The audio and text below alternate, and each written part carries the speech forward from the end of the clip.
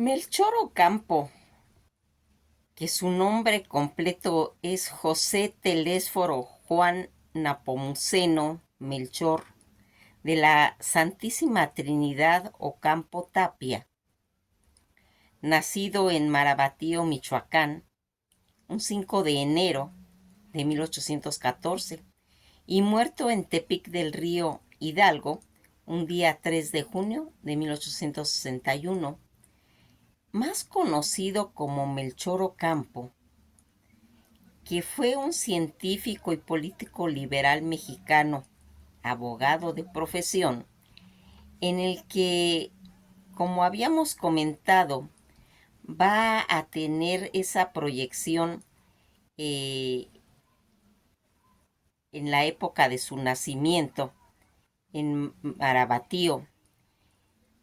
en el virreinato de la Nueva España, que así era conocido. Él va a morir a los 47 años. Y la causa de su pues muerte dicen que fue el homicidio, ¿sí? Sepultado en la rotonda de personas ilustres con su nacionalidad mexicana y su religión, el deísmo, su lengua española, el español. Va a estudiar en el seminario de Morelia, Real y Pontífica Universidad de México. Toda la información profesional en su ocupación, pues como comentamos, abogado, político y diplomático, y perteneciente a ese partido liberal. Fernando Iglesias Calderón fue un político de los liberales mejores de México, familiar de la propietaria de la hacienda Pateo. Sostuvo que Ocampo no fue hijo de la familia Tapia y Balbuena, sino más bien uno de los niños que ella recogió en su hacienda, un ahijado mulato nacido en 1810. Rotundamente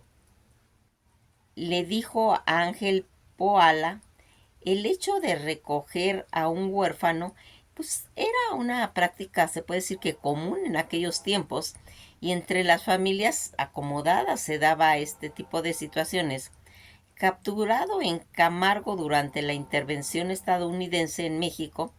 fue llevado a Morelia, dicen, a trabajar en la imprenta del gobierno, lugar pues donde permaneció desde diciembre de 1846 hasta los primeros días de mayo de 1847. Escribió en un cuaderno de aventuras diciendo: durante los primeros 2 meses de confinamiento se nos ocupó en la composición de la reimpresión de la ordenanza de la ciudad de Valladolid, Morelia, durante el cual pues tuvimos la fortuna de que nos visitara el gobernador de la provincia, Melchor Ocampo, quien supervisó la publicación. Él es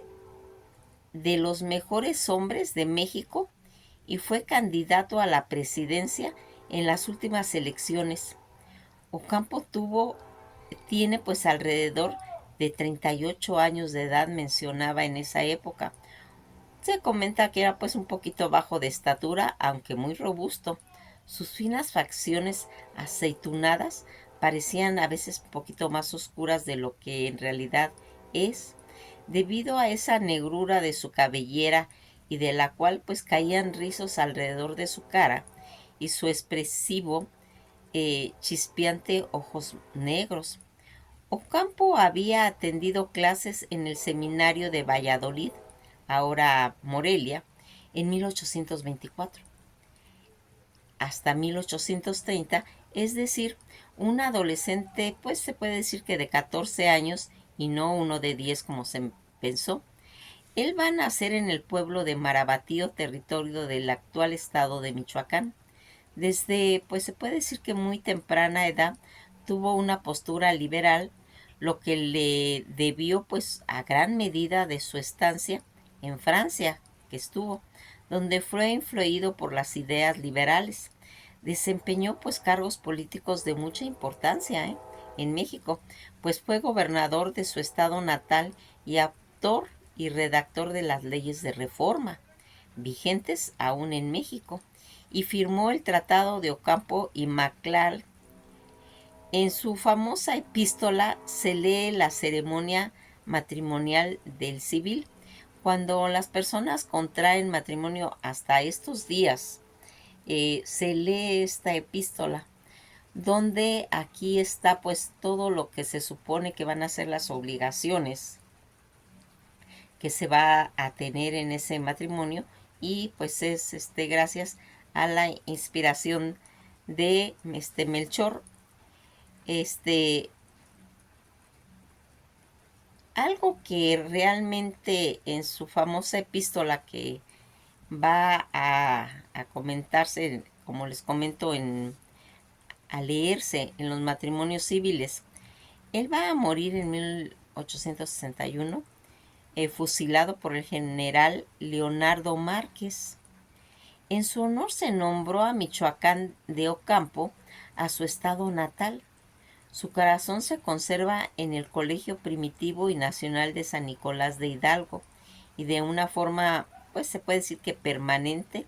está exhibido pues en una sala totalmente dedicada a él, junto con otras pertenencias. Dicen que cuando él estuvo en su etapa de estudiante en el seminario de Morelia, después de leyes en el Colegio Seminario de México, Universidad Pontificia, al completar sus estudios en ese seminario de Morelia, Ocampo se matriculó en la Universidad de México. Se especializó en Derecho, pero también estudió pues la física, las ciencias naturales, la química, la botánica. Trabajó en un bufete jurídico desde 1833. Dicen que en 1840 él va a viajar a Europa, y ahí se empapó de todas esas doctrinas liberales, como habíamos mencionado cuando él va a llegar a Francia, y anticléricas de la Ilustración francesa. Ocampo, un hombre de la época del Renacimiento que estaba igualmente en casa de las humanidades, las artes, las ciencias, va a regresar a México en 1842. Combinó la práctica tanto del derecho con la agricultura científica, la catalogación de la flora, de la fauna y del estudio de las lenguas indígenas. Va también a establecer una de las mejores bibliotecas privadas de México. En sus pues primeros cargos que él va a desempeñar en los aspectos políticos, fue elegido diputado en 1842 a 1845. Fue el tercer gobernador del estado de Michoacán,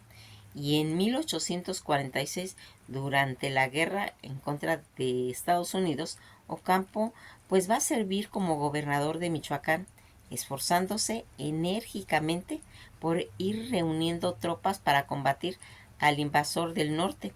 Después de la guerra entre Estados Unidos y México, los sentimientos anticlericales de Ocampo se van a intensificar más aún por una amarga disputa con el clero de Michoacán. Las causas que provocó la controversia fue la negativa de un párroco local a enterrar a un peón empobrecido,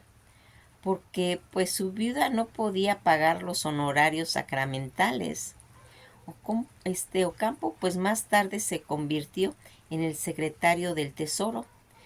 pero va a ser exiliado del país en 1853 por el extravagante pues Antonio López de Santana, quien se había pues establecido como uno de los dictadores militares, enviándolo preso al fuerte de San Juan de Ulúa, frente al puerto de Veracruz, y posteriormente exiliado a Cuba, y finalmente se muda a Nueva Orleans y Estados Unidos. Al establecerse en Nueva Orleans, Ocampo se hizo amigo de un exiliado pues aún más ilustre, Benito Juárez. Se convirtió en uno de los seguidores más leales de Juárez. En esa ciudad se dedicaba a la publicación de folletos para promover cambios políticos en México, pues resultado de los esfuerzos fue el Plan de Ayutla en 1855. El exilio para la pareja terminó como resultado de un dramático evento, pues que tuvo lugar en México en 1854. Juan N. Álvarez, un general con simpatía liberal, convocó a una reunión en la hacienda de Guerrero de varios hombres influyentes que deseaban derrocar la dictadura corrupta pues de Santa Anna. Los conspiradores elaboraron el plan de Ayutla, pidiéndole pues la expulsión de Santa Anna y un presidente temporal, una nueva constitución, y la rebelión pues se extendió rápidamente por todo el país. Santa Anna, incapaz pues de sofocar ese levantamiento que estaba haciendo a través del todo ese método habitual del soborno, va a huir en el exilio en el otoño de 1855. Juan Álvarez va a ser nombrado presidente provisional y Juárez y Ocampo, ya de regreso en el exilio, fueron nombrados ministros de Justicia y de Relaciones Exteriores, pues brevemente. Durante el gobierno de Juárez fue nombrado ministro de Gobernación, encargándose también pues de los ministros de Relaciones y Guerra y Hacienda. De esta época son las famosas leyes de reforma, que pues van a separar la Iglesia del Estado, en cuya redacción fue pues él uno de los principales autores. La epístola que habíamos comentado cuando se hacen los matrimonios por el civil, participó en esa redacción de las nuevas leyes civiles que a la postre darían sentido pues a la política liberal y terminaría reformando la Constitución de 1857. Y con el fin de independizar los negocios, tanto civiles y políticos, y con respecto de los eclesiásticos, el día 23 de julio de 1859, el entonces presidente interino, don Benito Juárez, expide en el puerto de Veracruz la ley del matrimonio civil, que contiene 31 artículos. En el artículo 15, de manera de formalización ceremonial del matrimonio, se incluyó la famosa epístola atribuida a Melchor Ocampo, la cual pues tiene esta forma de pensar. Comenta que este es el único medio moral de fundar la familia, de conservar la especie y de suprimir las imperfecciones del individuo, que no puede bastarse a sí mismo para llegar a la perfección del género humano, que éste no existe en la persona sola, sino en la dualidad conyugal, que los casados deben ser y serán sagrados el uno para el otro, aún más de lo que es cada uno para sí mismo, que el hombre cuyos dotes sexuales son principalmente el valor y la fuerza, debe dar y dará a la mujer protección, alimento y dirección, tratándola siempre como una pareja, más delicada, más sensible, más fina de sí mismo, y con la magnanimidad y la benevolencia, con esa generosidad que el fuerte debe al débil esencialmente. Cuando este débil se entrega a él, y cuando por la sociedad se le ha confiado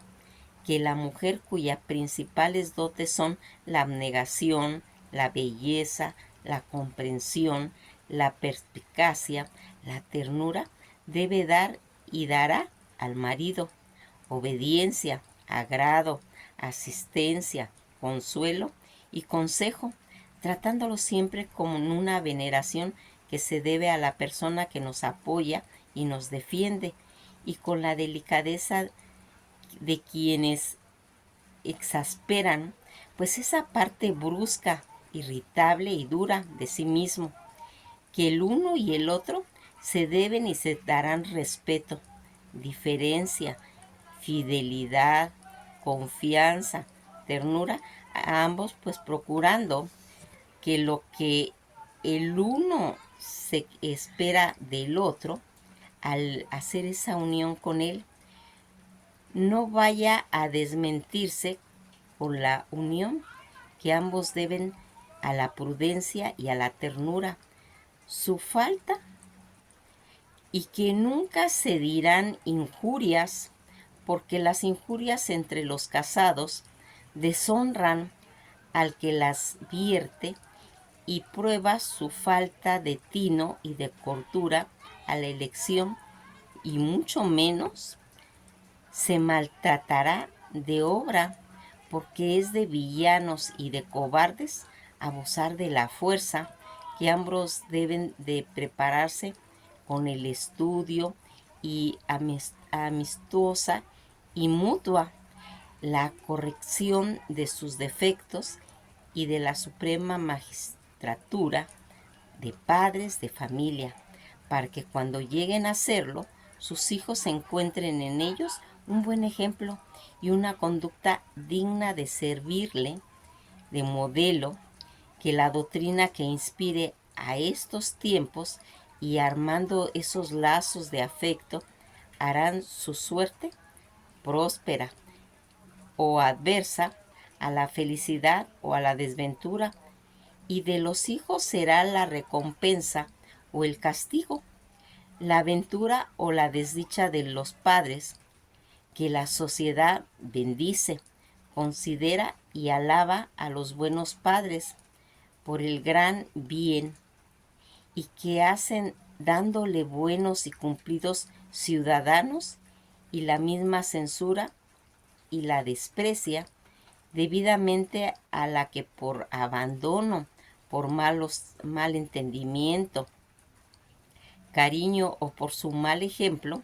corrompan el depósito sagrado que la naturaleza les confió, concediéndoles tales hijos. Por último, que cuando la sociedad ve que tales personas no merecían ser pues elevadas a la dignidad de padres, sino que solo deberían haber vivido pues sujetas a tutelas como incapaces de conducir dignamente, se duele de haber consagrado a su autoridad la unión tanto de un hombre y de una mujer que no han sabido ser libres y dirigirse por sí mismos hacia el bien. Toda pensamiento que se va haciendo en en este documento que se lee pues como en realidad esta epístola que está consagrada para el matrimonio civil. Fíjense en que otro de los aspectos que se va haciendo en lo que se va a hacer el Tratado de Maclán Ocampo, el día 14 de diciembre de 1859, y por órdenes de Juárez, va a firmar en Veracruz con el ministro del Estado Unido Robert McClellan el controvertido Tratado Maclán Ocampo con los Estados Unidos, mediante los cuales México otorgaba a perpetuidad el derecho de tránsito del ejército y mercancía de los Estados Unidos, tanto por trenes, franjas de territorio mexicano, la primera por el istmo tanto de Tehuantepec, la segunda por Guaymas a Nogales, Arizona, y a una tercera franja desde Mazatlán hasta la heroica Matamoros en el Golfo de México, pasando por Monterrey, Sinaloa. Sin embargo, México mantenía su soberanía sobre los tres pasos y soberanamente podían modificar el tratado. Es decir, este término perpetuidad no significaba para siempre, sino sin fecha de terminación definida. Antes de ser firmada por William B. Schurzenberg, recomendó de forma confidencial al presidente estadounidense James Buchanan que el tratado se incluyera una cláusula para que lograra una cesión de Baja California a los Estados Unidos, y con el fin del tratado era lograr dos necesidades angustiosas para el gobierno de Juárez: el reconocimiento estadounidense a su gobierno y 4 millones de dólares, de los cuales solo entregarían al presidente Benito Juárez la mitad. El resto se reservaría para pagar la indemnización, pues, a los ciudadanos estadounidenses quejosos por las violaciones a sus derechos. El tratado no fue ratificado por el Congreso estadounidense. Cuando éste se presentó en las vísperas de la Guerra Civil estadounidense, los senadores consideraron que las nuevas vías de tránsito por México aumentarían el poder económico y militar de los estados separatistas del sur. Toda esta situación, en la que más adelante, el día 30 de mayo de 1861, los conservadores, al mando del español Lidoro Cajiga, que años después sería capturado, torturado y fusilado por el ejército republicano, lo aprendieron en su hacienda de Pomoca, cerca de Marabatío, Michoacán, y posteriormente lo transitaron a la población de Tepic, de Tepeji del Río, en el estado de Hidalgo, para poder ser presentado ante Leonardo Márquez y Félix Zuluaga, generales conservadores y acerrísimos enemigos de los liberales.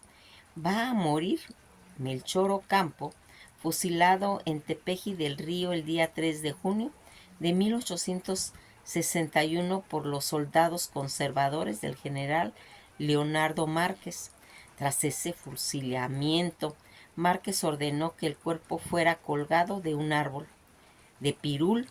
Los vecinos trasladaron el cadáver de Ocampo a la capital y fue sepultado el día 5 de junio a las 3:30 de la tarde. Posteriormente, el día 3 de junio de 1897, se trasladaron sus restos a la Rotonda de Personas Ilustres. En su honor, el estado natal ahora se llama Michoacán de Ocampo, así como la ciudad de Marabatío de Ocampo. El teatro de la capital del estado,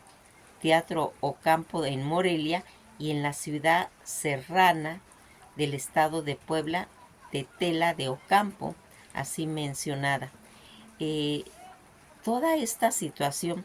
en la que nosotros vimos todo este transitar, en su testamento, fíjese en lo que dice: me despido de todos mis amigos y de todos los que me han favorecido en poco o en mucho, y muero creyendo que he hecho por el servicio de mi país como he creído en conciencia que era bueno. Lego mis libros al Colegio de San Nicolás de Morelia, después de que mis señores Albaceas y Sabas y Turbides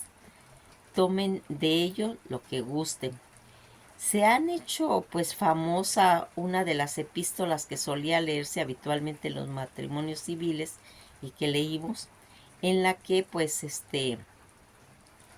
se ha ido pues marcando todas sus ideologías que se tenían. Todo este material de educación pues sostenía que esta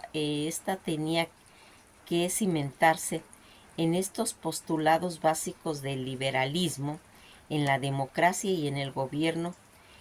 de la mayoría, y en el respeto de las diferentes creencias religiosas, en tolerancia, en la igualdad, en todo lo que la ley, fortaleciendo la autoridad civil y suprimiendo todos los privilegios en cuestiones de lo que no estaba. Los legados que hemos tenido en el Colegio Primitivo y Nacional de San Nicolás de Hidalgo, en Morelia, Michoacán, se encuentra un aula especial en la que se puede encontrar objetos que le pertenecieron, así como una biblioteca privada.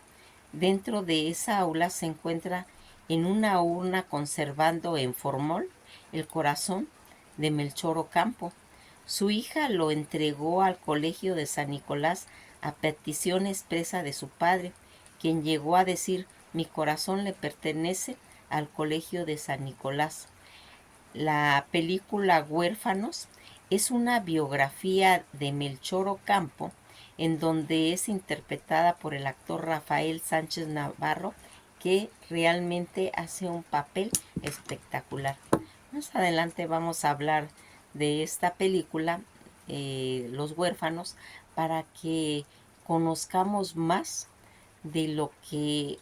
fue su biografía, su vida, sus carencias, sus necesidades, pero también viéndolo desde un punto de vista muy humano.